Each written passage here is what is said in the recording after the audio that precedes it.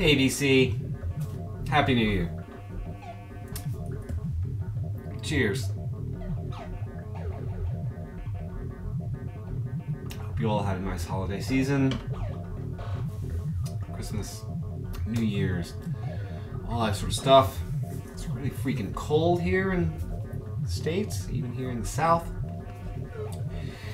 which is not really very pleasant. But you know, whatever. Yeah, so cheers everybody. My beautiful wife brought me home one of my favorite beers. I think I've shown it before, but Anchor Steam beer from San Francisco.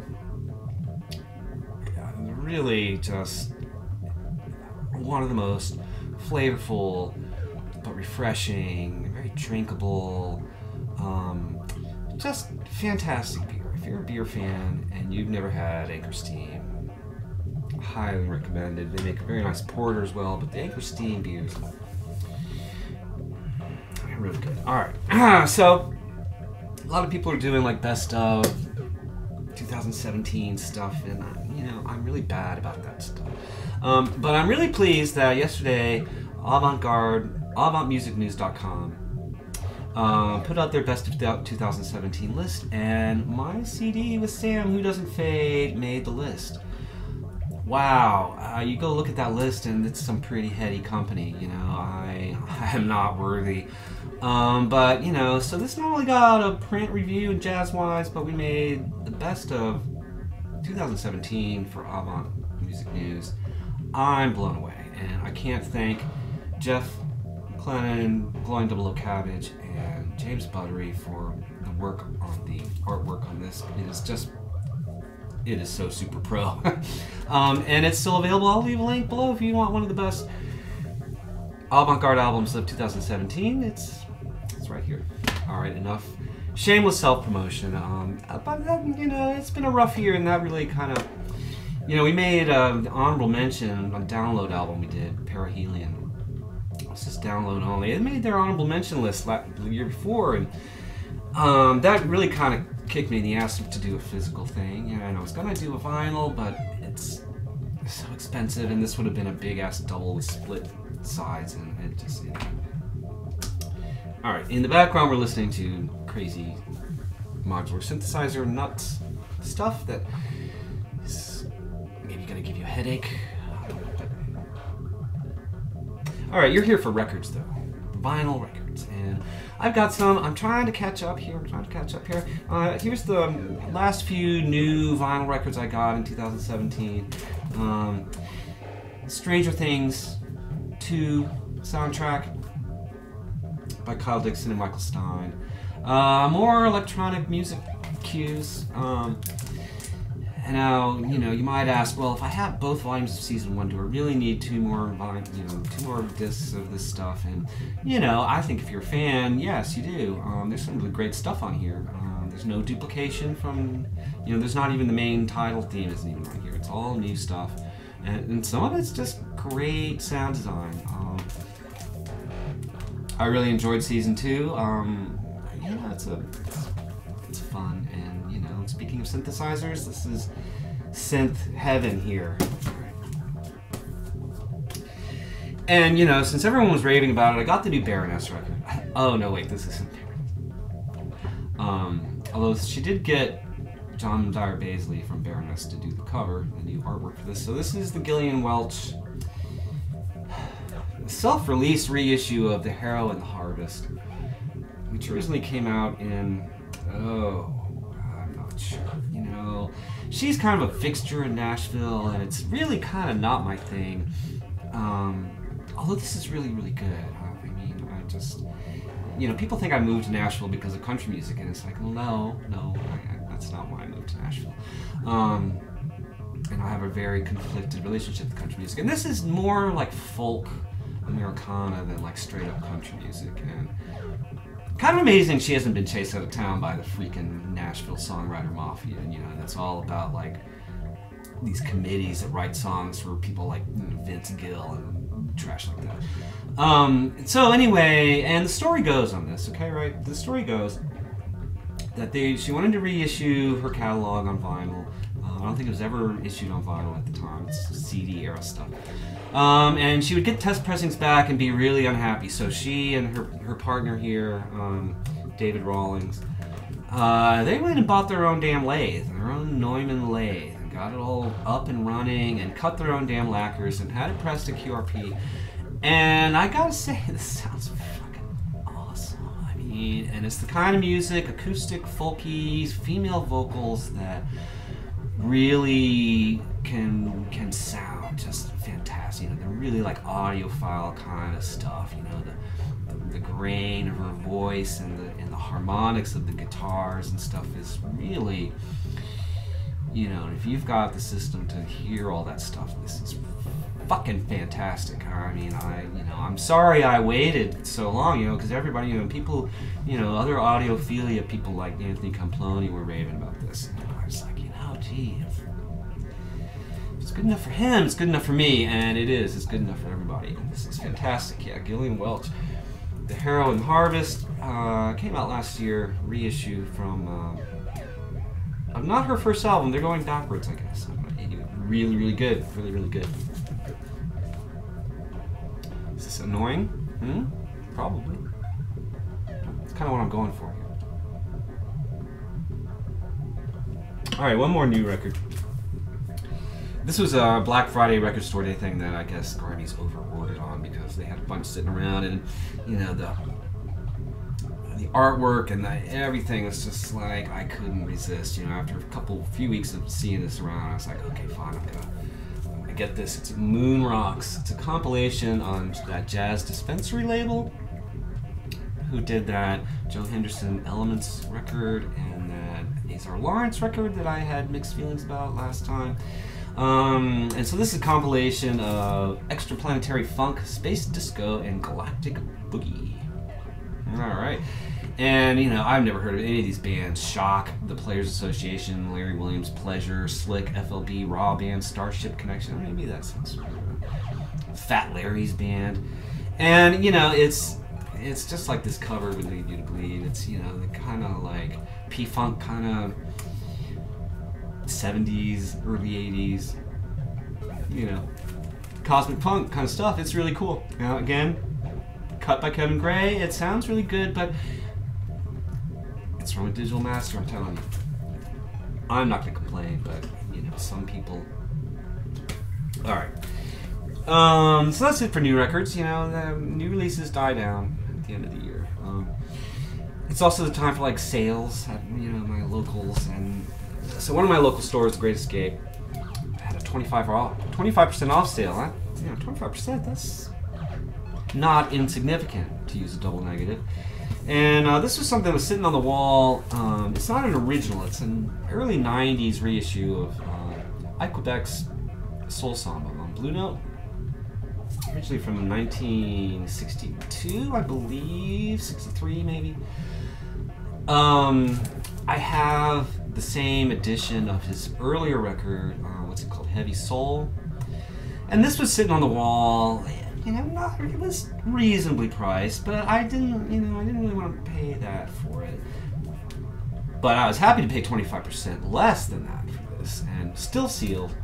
It sounds really, really good. Those early 90s Blue Note reissues, I'm almost certain were all analog, and they're really nicely pressed, and I'm really glad I picked up the ones that I did. They did a whole bunch. I never picked this one up at the time, and I'm glad I got this. So this is, as you might imagine, kind of a bossa nova feel kind of thing. And Quebec was a tenor sax player. Kind of unheralded. He died shortly after this came out.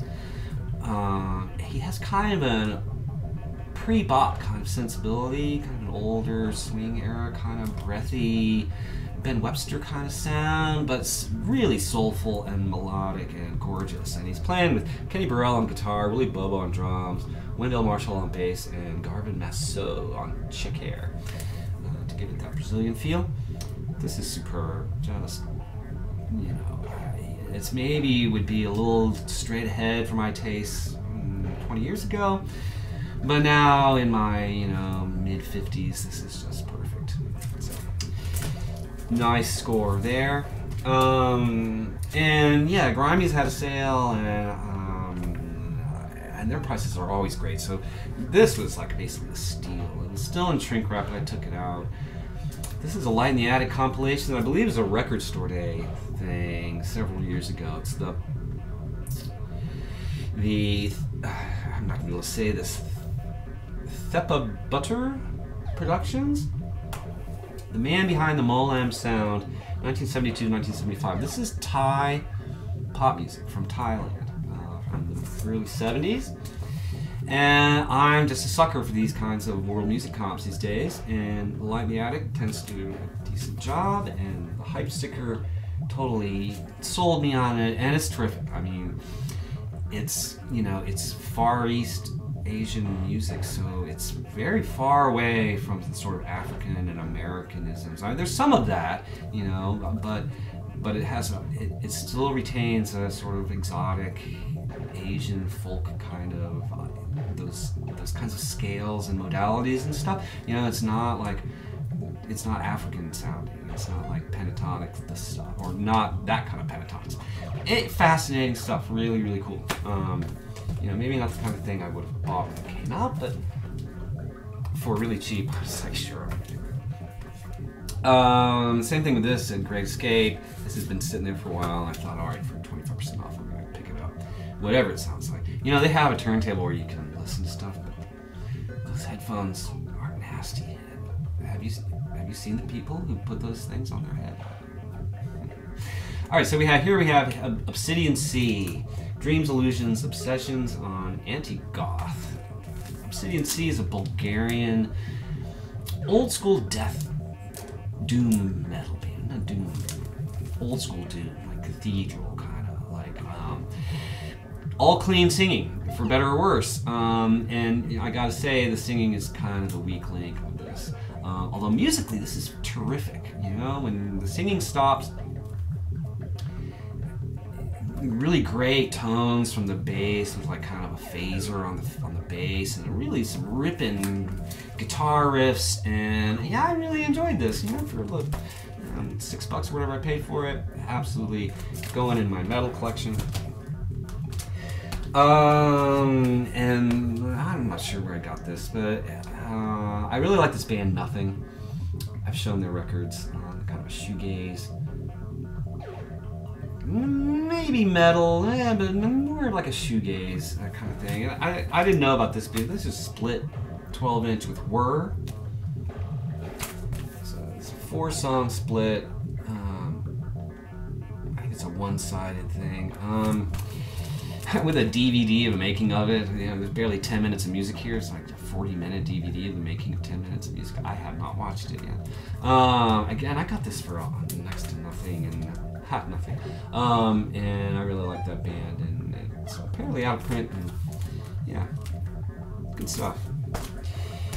Wasn't familiar with Whir, and they're also a nice shoegazy kind of band. Pretty cool. All right, not too bad. All right, cheers, everybody. All right, here's to my friends in New Zealand, Rodis, Hay, James, Buttery.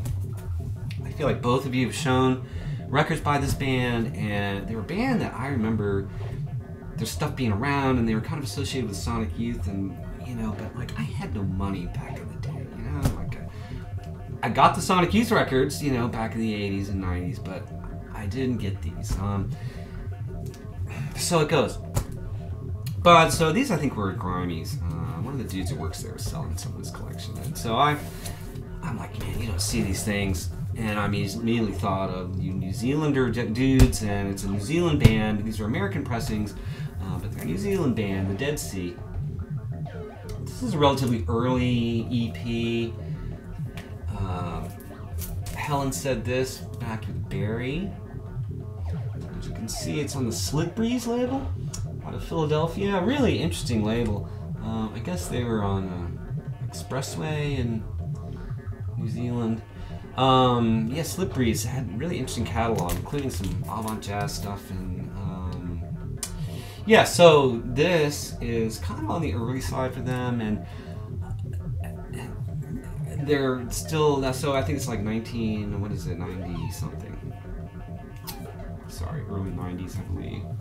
So both the tracks are kind of long. They start out as kind of conventional rock songs with like, you know, guitar and singing and stuff, and it's really crude. It's really like not their strong suit, like this sort of singer-songwritery rock thing, you know. But what's interesting is that, you know, they do that for a while, and then the singing stops and it starts to drift, and it's sort of like that Sonic Youth thing where they let go of all the like rock stuff and just sort of drift, and that stuff's cool as hell, you know. And by the time this came out, the White House, 95, I think, something like that. This was one of their kind of breakthrough records. I remember when this came out and thinking, oh, I should pick that up. So this mostly eschews the whole like rock song structure and just goes straight for the like drifting. And you know, this is maybe not for everybody, but it really rings my bell. I'll tell you what. Yeah, their discography's massive. I'd love to have more, but you know, that's just the way it goes. Glad to have some. Glad to have some. All right. Here's an antique. It's not in the best shape, but you know, another thing you don't see around is Roy Harper records. So here's an early one. What's it called? Flat Baroque and Berserk. American pressing on Harvest label, EMI Harvest. This is 1970, I want to say, something like that. Prior to Stormcock, but he's moving in that direction, and it's musically brilliant, but sadly this is just this side of listenable when it comes to being chewed up. And it's like, whoa. You know what it is? Now I'm remembering this now. Like the first side, it's like, you know, and whoever owned it played those songs to death. And then it gets the last song, the first side, which is like, you know, credited to, you know, some pseudonym for Jimmy Page, and it's this like psychedelic freak out. And it's like you can hear where he lifted the needle and never ventured into that song ever again. And I never listened to the second side. So like the second side sounds okay, you know. It's just like the first, you know, 3/4 of the first side is like, you know. So it goes with these things. It's freaking records, man. Alright. Here's an interesting one that I guess, I don't know where I found it. I found it for a really good price. Terry Riley, The Harp of New Albion on Celestial Harmonies. Out of Wilton, Connecticut. Kind of near where I grew up, but Preston, Germany. These are considered German records. So this is from 1986. And it's Terry Riley playing solo piano. He's playing a Bosendorfer Imperial Grand, like the extra octave, extra half octave or whatever on the bass. And what's interesting about this is that the piano is tuned in just intonation, which is different than, you know, like the way most Western music is tuned to equal temperament, equal distance between each note, equal distance between the octave, all that sort of stuff. Well, just intonation uses, you know, the actual harmonic ratios, you know, in their justified form, you know. So that the further away from like the sort of fundamental tone you get, the more like spicy and out of tune it sounds. So he's playing around with that. I gotta say, musically, this is not really all that interesting to me. He's really just kind of noodling around, but what makes it interesting is the tunings he's using, so that, you know, sometimes it sounds very lush and rich in a way that piano you're not used to hearing, and then as he gets more further away from that C-sharp tonal center, it sounds really weird and awesome. So, you know, it's pretty interesting stuff. Alright, a couple jazz records, and I'm gonna get the hell out of here. Well, now I got four more,